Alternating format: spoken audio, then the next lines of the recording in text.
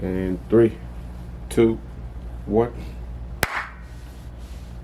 And our next topic that we coming with today is collabing with producers and engineers. I know we talked about collabing with artists, right? But now we talking about collabing with producers and engineers. Best thing about collabing with different producers, you get to experiment with different sounds and different pockets.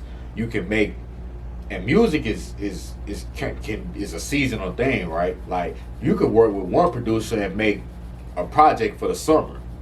You can go work with another producer and make a project for the fall and winter.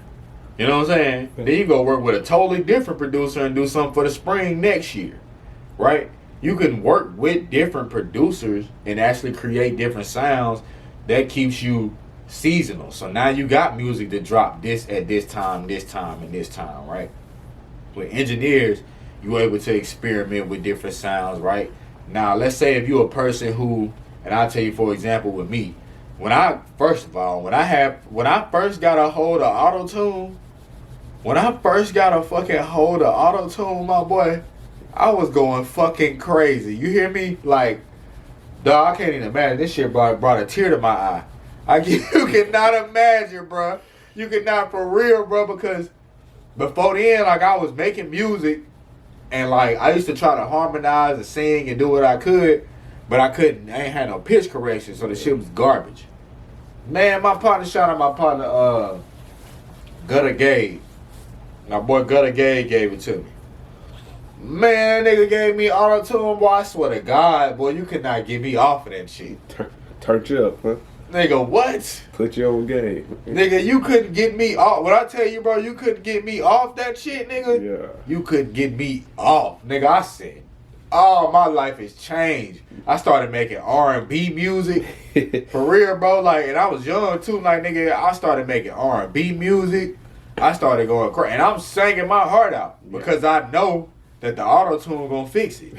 You know what I'm saying? Like, that's the only thing I know. Like, I know the auto-tune gonna fix this shit up. I don't even care. He said, if T-Pain do it, shit. T-Pain do it. He can sing for real. He don't even need it, right? But then as I learned over time, it's like, all right, I need to tone it down here, tone it down there, right? And now, see, the good thing about collabing and working with other engineers is when I was coming up, of course, I used to record myself, so I always knew how I wanted to sound, right? So I always knew I was like, okay, my shit sound like this. Yeah. But you know what I'm saying? What I heard, I always thought, I'm like, to be true, I'm like, yeah, this me, like, this fire. Like, I know I'm fire, right? Like, you got to hear me. But compared to so, yeah. And then the first time I actually, like, recorded, like, in a real studio, like a real artist, I think I was with DJ Stickerbush. I was like 15, I think. I was in Atlanta. Shout out DJ Stickerbush. The video's still on YouTube, I think.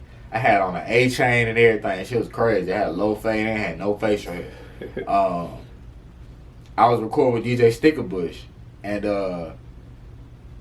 when I came out the studio, right, and I heard my vocals for the first time, like, on some industry level, top quality industry shit, right? Mixed and mastered by Grammy nominated engineer at KMB. I'm like, damn. You know what I'm saying? I'm like, that's me? I'm like, damn. I'm like, that's what I sound like? That's crazy, because in my mind, I didn't always heard it. In your mind. In my mind. And also, too, before that, you know, you hear music out loud. Like, you hear music in your headphones, you hear it in somebody's car, you hear it outside at a park, or you hear it at a club, or whatever the case may be. It's the first time I'm hearing my shit, recording my shit, and hearing my shit in a professional studio. So it's like, and of course, you know, they, like I said, they got the shit beaming in the professional studio. They got this shit blaming. I'm listening to it like damn, you know what I'm saying? Like, this nigga sound like a monster. Like, whoever, you know what I'm saying? Like, whoever, this nigga sound crazy. And so that's why I was like, okay, that's when I knew I was like, I can record myself because I know how I want to sound when I lay my shit. But I know that there's somebody out there who probably got a better ear than me, because my ear probably shot from doing what I do. There's somebody out there who do this who got a better ear than me, who probably knows what they can tweak here, or turn here, or this, that, and that, third there, to make my music actually go to that next level. You know what I'm saying? Because obviously, like I'm still engineer too, and by picking up on different things, I feel like I've been able to take my music to the next level myself. But hearing it, being able to get in those situations and hit those, I remember another situation. I recorded a song called "Nobody Can Save You." I was in Atlanta. I was at Tree Sound Studios. If you live in Atlanta, you know what Tree Sound Studios is.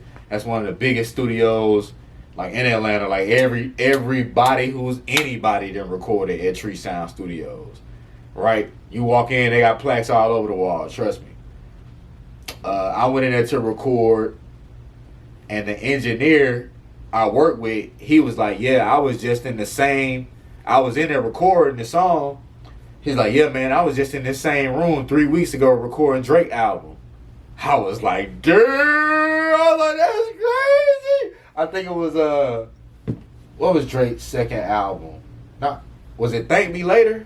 I think so. Let me see. Yeah. Was it I think it was Thank Me Later.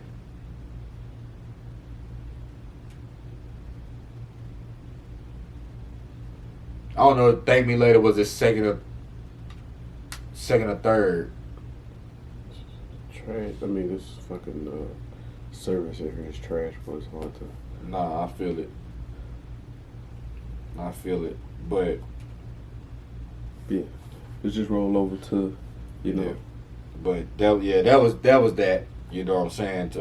Just to nonetheless that happened. But I recorded with an engineer who recorded Drake, who was recording Drake shit, right?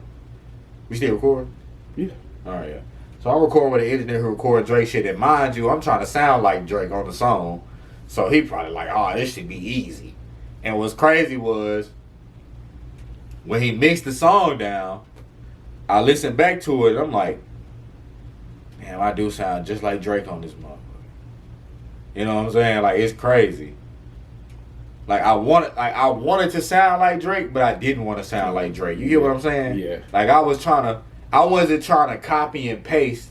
I was trying to model and modify. You get what I'm saying? Mm-hmm.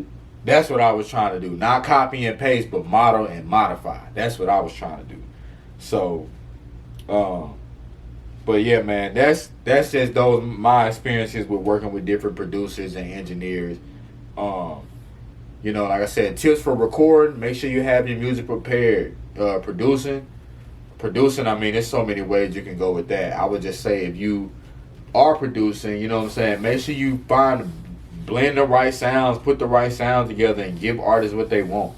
You know what I'm saying? Artists want a real composition. I want a real composition. Like, I like simple beats too, but I want a real composition. I want something epic when I drop. You know what I'm saying? Those are just some tips for, you know, recording and producing music. And working with different producers and engineers. I don't produce as much as I used to, but I still do a little some. But I'm an engineer as well. So I'm always looking to work in collab. And you should always be looking to work in collab with different artists. And producers too. Y'all should be looking to collab with each other and create production groups like the Beat Mechanics or the Illionaires or Eardrummers or Cool and Dre. You know what I'm saying? Or I might be forgetting some people, but you know, those production groups out there. You might want to producers collab, engineers. They can collab together too and have a whole engineering team. You know what I'm saying? Everybody know how to engineer. Everybody know how to make beats. Everybody know how to master. You know, not everything is in-house. And once everything is in-house, you cut so much cost out, you saving money. Now you can take that money and go invest in your marketing and things like that we talked about, man. So if you need any info, or you're looking to collab, or you're looking for some producers and engineers to work with, tap in with us, man. We got them. I mean, listen, I can't tell you how many artists and producers I come across weekly. Oh, okay. Talk about if you don't have the money to work with a producer. Oh man. Try to speak to the producer about taking some points on the back end once it's registered with ASCAP and EMI. Oh yeah. I mean, yeah, that is an important thing too, right? So we got the money. if you ain't got the money to work with a producer, then you definitely gonna have to pull out that split sheet and talk about points and percentages of the record on the back end as far as the publishing and things like that go. But you know, some producers are actually cool with that. You know what I'm saying? Some producers are actually straight with that. They're not really tripping on that because they understand the residual that come with it on the back end, right? So they'll take that L up front. Not necessarily an L, but they'll overlook that because they know it's going to come back on the back end. You know what I'm saying? Now, you know, if you do work with a producer and you got to pay, then I would say if you paying for a record, I'm not giving you shit. then I would try to own it exclusively. You know what I'm saying? Like, if I was paying for a record, I'm buying the beat. Now, unless of course it's a situation like if you're leasing the beat from somebody who kind of already has who's kind of already built themselves as a on that level. Like, I'll give an example. Like, shout out KE on the Track. If you don't know what KE on the Track is, KE on the Track produced Swag Surfing. Everybody knows something. Man, I got that swag. You know, everybody know that, right? He produced that. He produced Magic by Future. He produced a lot of other things. He produced the remake version of All the Way Turned Up with Soulja Boy and Roscoe Dash. He produced a lot of stuff. You know what I'm saying? But of course, like, a lot of people get overlooked or under the radar because he ain't been out there like that. But he started a beat club, actually, right? A beat club. You can join this beat club for $5 a month. I think maybe like $5 a month, something like that, and get access to over 100 new beats every month for $5. Unreleased beats.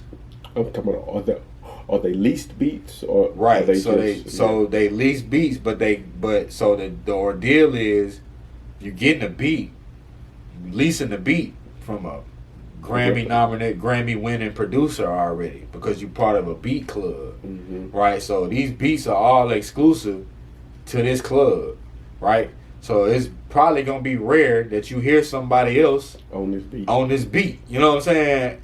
It's gonna be rare. You know what I'm saying? Like, and that's the exclusivity of it. And then you go back to their producer and you say, hey, like, this is the record, this is the work that I got on your beat. Like, is this something that we can work with, right? You know, the producer might be like, damn, this shit hot. We gonna work it. You know what I'm saying? Or, you know, you might have to work it yourself until the producer recognizes what you're doing and then go from there type shit. But you get in a situation like that where you at a beat club and then now you can talk to a Grammy nominated or Grammy winning producer directly. You know what I'm saying? Like, I'm getting the beats from you directly. Now I'm talking to you directly about what I'm doing on your work. You know, and that's a good thing with that. So I would say, man, if you buying it, you definitely want to try to get the whole thing up front. If not, just see how much you can get from a lease. And then, you know, just kind of go from there. And also, too, artists, y'all got to remember that the engineers count on the record, too. Okay? And also, too, if you're an engineer, you definitely should be getting paid. Because it wouldn't be no song without you. It definitely wouldn't be no song without you. And some engineers probably deserve more than others. You know what I'm saying? Some engineers probably deserve more than others. But nonetheless, we all together. The artist, the producer, and the engineer. That's like triple threat right there. That's the big three. The artist, the producer, and the engineer. That's the key. That's the three key pieces, the three key elements right there. Then after that comes the DJ, the PR, you know what I'm saying, and all that stuff, the marketing, everything. That comes after that. But first,